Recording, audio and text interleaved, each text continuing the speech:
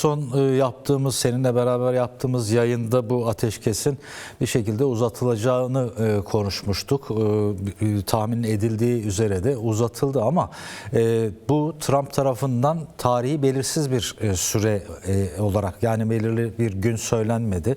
Sadece atmış olduğu mesajda biz gördük ki İran tarafında bir ikilik olduğunu iddia etti. Yani devrim muhafızlarıyla temas halinde oldukları Galibaf öncülüğündeki ve Arakçı öncülüğündeki ekip arasında bir ikilik olduğunu iddia etti. Sence bu ne kadar doğru? Trump yönetimi çelişkili açıklamalar yaptı bu ateşkes süresince. Yani 8 Nisan'dan başladıktan 4 gün sonra, hatırlarsak 11-12 Nisan'da İslamabad kentinde ilk müzakereler gerçekleştirilmişti. Pakistan Başbakanı Şehbaz Şerif ve Genelkurmay Başkanı Asım Münir öncülüğünde. Orada bir sonuç çıkmamıştı ve ateşkesin devam edip etmeyeceği, anlaşmaya varılmayacağı ciddi bir belirsizlik, bu konuda ciddi bir belirsizlik ortaya çıkmıştı. Trump da hatta ateşkesi uzatmadan hemen bir gün önce telefonla bağlandığı Bloomberg gibi, CNN gibi kanallara, Fox gibi kanallara farklı açıklamalar yaptı. Ateşkesi uzatmaya niyeti olmadığını söyledi. Daha önce eğer İran yanaşmasa yoğun bir şekilde İran'ı bombardıman edeceğini söyledi. Dolayısıyla dünya kamuoyu da ateşkes uzayacak mı uzamayacak mı ciddi bir çelişki içerisinde kaldı. Ancak ateşkesi 22 Nisan'da dolacak ateşkesi o süre tamamlanmadan Trump açıkladı. Şöyle bir nokta vardı burada. İran yönetimi tek bir şart ortaya koymuştu. Pakistan'da ikinci müzakereleri masasına oturmak için bir şart ortaya koydu. O da ABD yönetiminin İran limanlarına yönelik, İran adalarına yönelik ablukayı, yani Hürmüz, Basra Körfezi üzerindeki deniz ablukasını kaldırmasını şart koşmuştu. Masaya o şekilde oturmak istiyordu.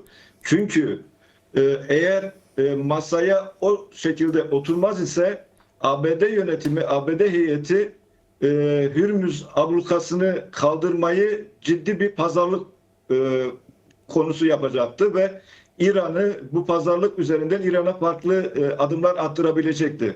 İran'ın korkusu buydu. Özellikle İran'da son dönemde Ali Hamaney öldürüldükten sonra, danışmanı Ali General Şemmami öldürüldükten sonra, yine Ulusal Güvenlik Konseyi Sekreteri Ali Larijani öldürüldükten sonra, ki bu üç isim de İran'ın sistemini domine eden isimlerdi.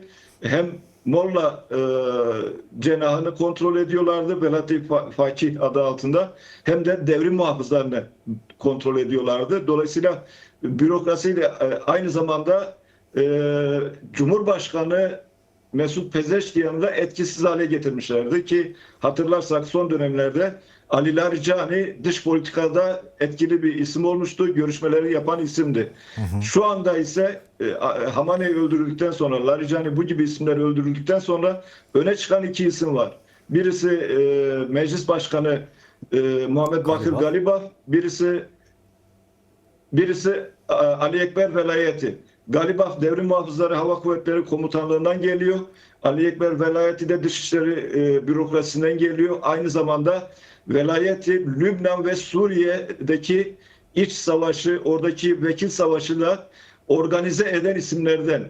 Aynı zamanda bu iki isim İran'daki protestolara karşı şiddet eğilimini, devlet şiddetini örgütleyen isimler arasında. Burada ateşkesin İran'da aslında diğer taraftan da Dışişleri Bürokrasisi var. Pezeşkiyan'ın yapısı var. Yani Dışişleri Bakanı Abbas Arakçı söz konusu ki Abbas Arakçı'yı aslında çok küçük düşürdüler. Şöyle küçük düşürdüler. Hatırlarsak birkaç gün önce Abbas Arakçı Hürmüz Boğazı'nı açtıklarını ilan etmişti. Bunda daha sonra ortaya çıktı ki devrim muhafızlarıyla ciddi bir koordinasyon yürütmeden bu karara Abbas Arakçı Twitter üzerinden açıkladı. Orada ki zaten savaş nedeniyle koordinasyonun da zor olduğu bir ülke haline geldi. Yani merkezi düzeyde bir irtibat, organizasyon çok zor. Hemen devrim muhafızları ertesi gün 24 saat bile geçmeden ablukayı devam ettirdiklerini açıklamışlardı. Yani burada bir İran içerisinde ikilik olduğuna katılıyor musun? Yani İran'daki yönetim Evet. açısından iki başlılık, çift Evet, başlılık. bir çekişme söz konusu. Çünkü dini lider yapılan Müşteba Hamaney zaten seçildiğinden beri ortada yok, görüntü vermiyor. Sağlığının yaralı olduğu için görüntü vermiyor. Sağlığının da bu işi aslında yürütemeyeceğinin işareti bu. Çünkü son dönemlerde dikkat edilirse ölen iki dini liderin arkasında fotoğrafı konularak yayınlanıyor. İşte yani Hümeyni, Hamaney ve arkasında Müşteba Hamaney. Üçü yan yana, ölen isimler yan yana konuyor fotoğrafı. Aslında bu görüntünün de yayınlanmaması, çelişkiler de Müşteba Hamaney'in aslında İran'ı yönetemediği, devrim muhafızlarının özellikle savaşı koordine eden Hatemül Enbiya, yani işte peygamberin mührü anlamına da geliyor Hatemül Enbiya. Koordinasyonu sağlayan, savaşı organize eden devrim muhafızları Hatemül Enbiya karargahının İran siyasetini hem iç hem dışarıda yönetmeye çalıştığı görülüyor. Sisteme hakim olduğu görülüyor.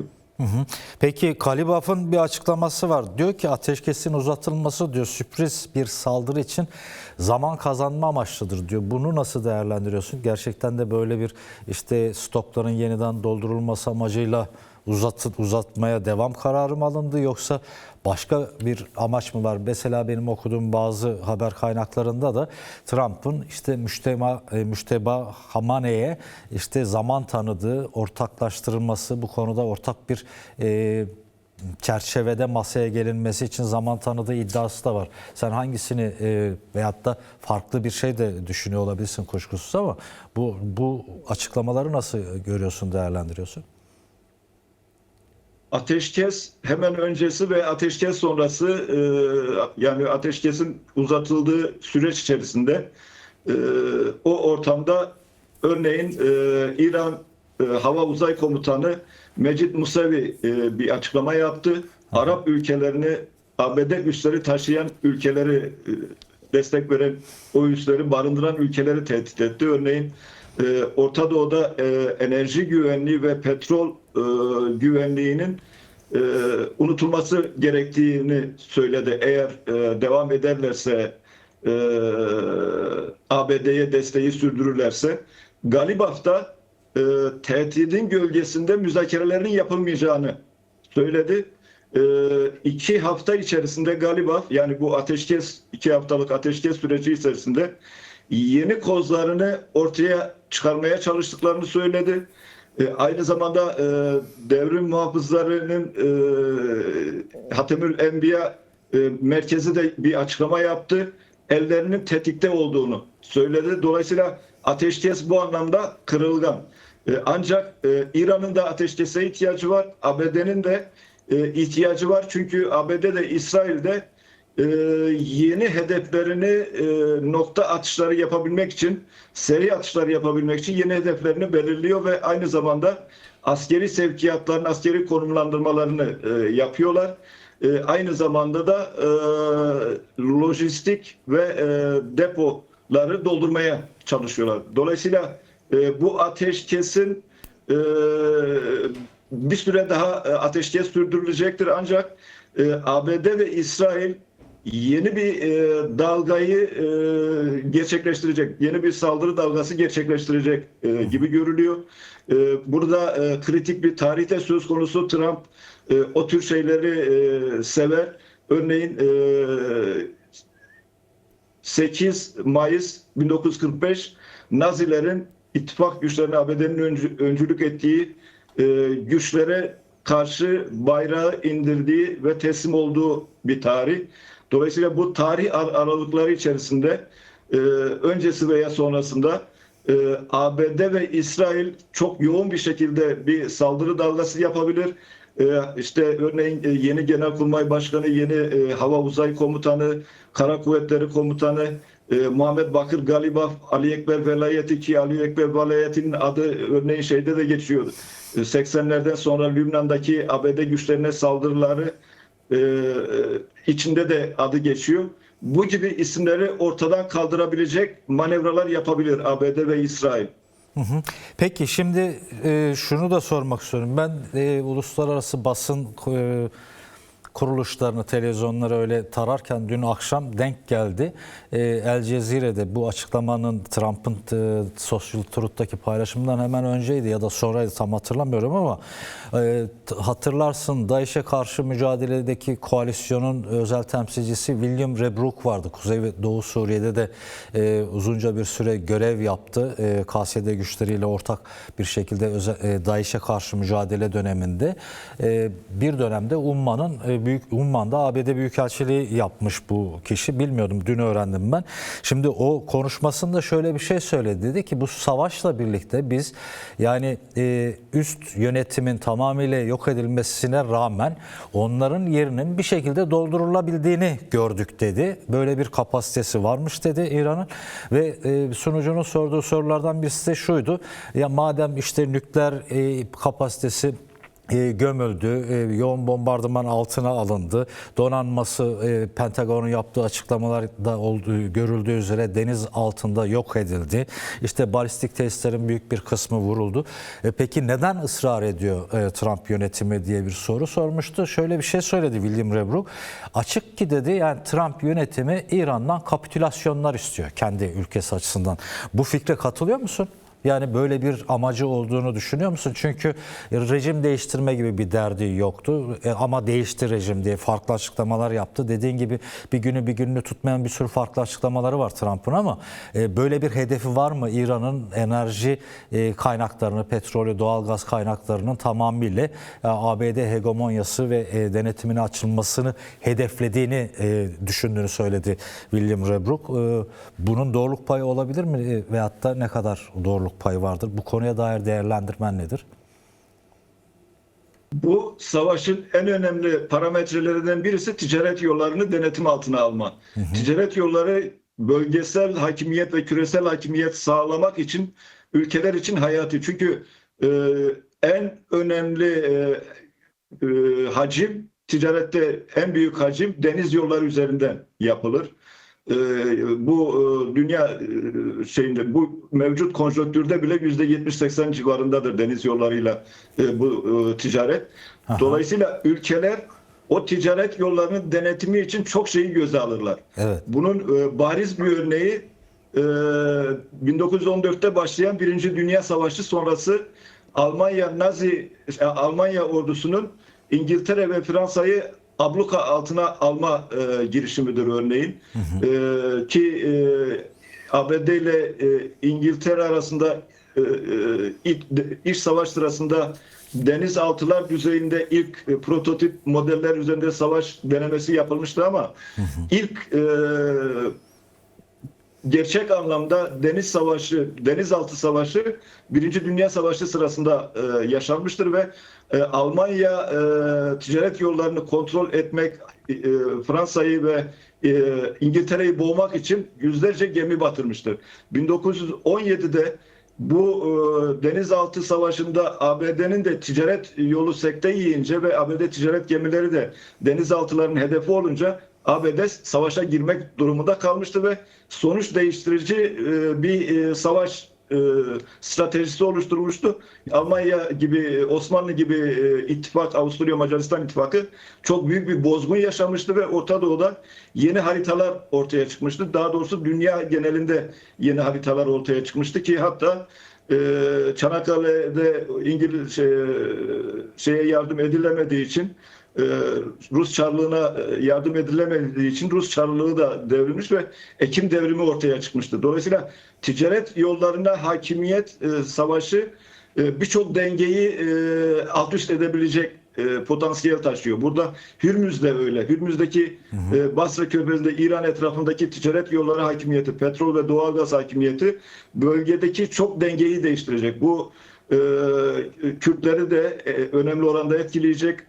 Kürtlerin yaşadığı Irak, Suriye, Türkiye, İran gibi ülkeleri de ciddi anlamda etkileyecek. Aynı zamanda küresel güçler Çin ve Rusya'yı da etkileyecek. Burada ABD ki örneğin Hürmüz denklemi ilk başta yoktu.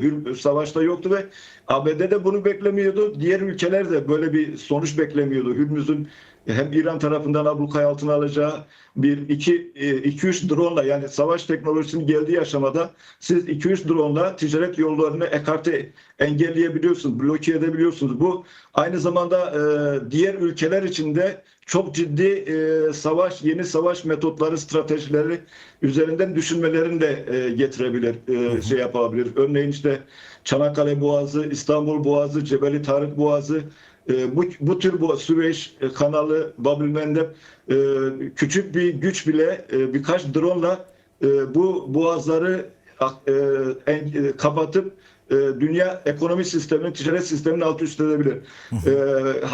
Şöyle bir örneğin savaş içerisinde bazı stratejiler ve taktikler de ortaya çıktı. Yeni stratejiler de ortaya çıktı.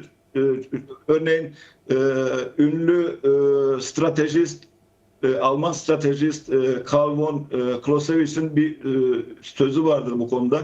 İlk baştaki politik hedefler savaş boyunca birçok kez değişebilir ve nihayet tümüyle farklı bir hal alabilir. Çünkü bunlar olaylardan ve bunların muhtemel sonuçlarından etkilenirler diyor. Şimdi İran'daki savaşta da böyle oldu. Hürmüz denklemde yokken daha sonra Hürmüz birçok stratejiyi değiştirdi. Şu anda örneğin Türkiye Dışişleri Bakanı İngiltere'ye gidecek. Şimdi pratikte baktığınız zaman sanki İngiltere savaşın içerisinde yokmuş gibi görülüyor. Oysa İngiltere'de bu savaşın önemli yürütücülerinden birisi. Bu nedenle Hakan Fidan İngiltere'ye gidiyor, görüşmeler yapacak. Hem İran konusunda hem Ukrayna konusunda. Bu yine Trump ateşkesi uzatmadan önce Birleşik Arap Emirlikleri'nde ciddi bir operasyon yapıldı. Çok sayıda kişi gözaltına alındı. Bunların velayeti fakih sistemine, yani İran Molla rejimine, devrim muhafızlarına bağlı bir yapı olduğu ve Birleşik Arap Emirlikleri içerisinde devlet kurumlarına içerisinde insan devşirmeye çalıştıkları, nüfuz etmeye çalıştıkları farklı atraksiyonlar içerisine girmeye için hazırlık yaptığını söyleniyor ki evet. Arap ülkeleri İran'ın gücünün tamamen kırılması yönünde ABD'ye ve İngiltere'ye baskı yapıyor. O yönde çalışmalar yürütüyor. Evet. Bu anlamda İran'a yönelik ciddi hamlelerin devam edeceği söylenebilir. Mehmet Ali, zamanımız daraldı. Çok kısaca bu İsrail'in de Lübnan'ın güneyine işgali var biliyorsun. İsrail ile Lübnan heyetleri ikinci kez görüşecek. Görüşmenin İran'ın basıncıyla oluştuğuna dair haberler de çıktı. Bu konuya dair çok kısa değerlendirmeyi 1-2 dakikalık alırsak daha sonra diğer konu başlığımıza geçeceğiz. Bu İran-ABD-İsrail savaşının artçı şoklarından birisi Lübnan sahası ve Suriye sahası. Ki az önce bahsettiğim Aliyetler Velayeti örneğin Suriye iç savaşını sürdürürken İran devrim muhafızları ve danışmanlar adı altında o bölgede bulundurmasını şöyle izah ediyordu. Eğer biz Suriye'de savaşmazsak o zaman savaşı İran topraklarında kabul etmek zorunda kalırız. Bu mealde açıklamaları yapmıştı. Dolayısıyla İsrail o bölgede İran nüfuzunu kırdıktan sonra İran'ın arta kalan Hizbullah gücünü de tamamen silahsızlandırmak istiyor.